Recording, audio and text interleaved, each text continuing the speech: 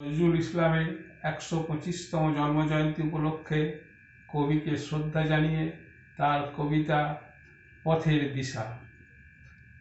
চারদিকে এই গুন্ডা এবং বদমাইশির আখড়া দিয়ে, রে অগ্রদূত চলতে কে তুই পারবি আপন প্রাণ বাঁচিয়ে?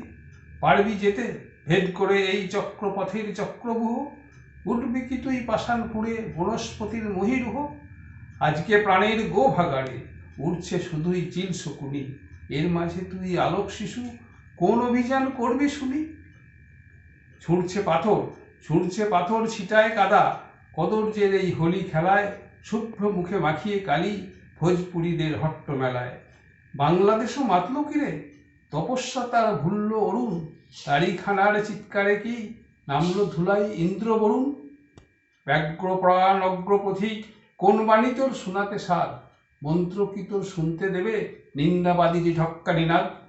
নরনারী আজ কণ্ঠ ফেরে কুৎসা গানের কোরাস ধরে, ভাবছে তারা সুন্দরেরই জয়ধ্বনি করছে জোরে।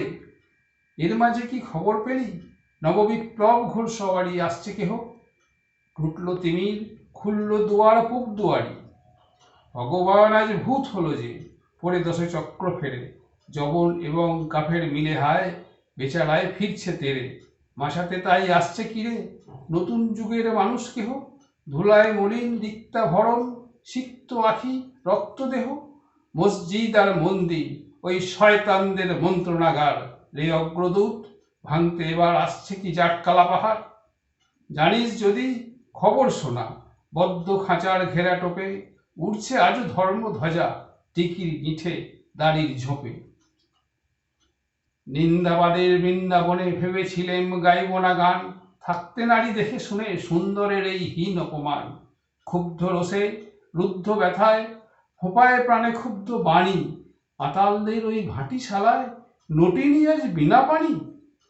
জাতির পরাণ সিন্ধুমতি স্বার্থলোভী পিশাচ যারা, সুধার পাত্র লক্ষ্মী লাভের করতেছে ভাগ বাঁটোয়ারা।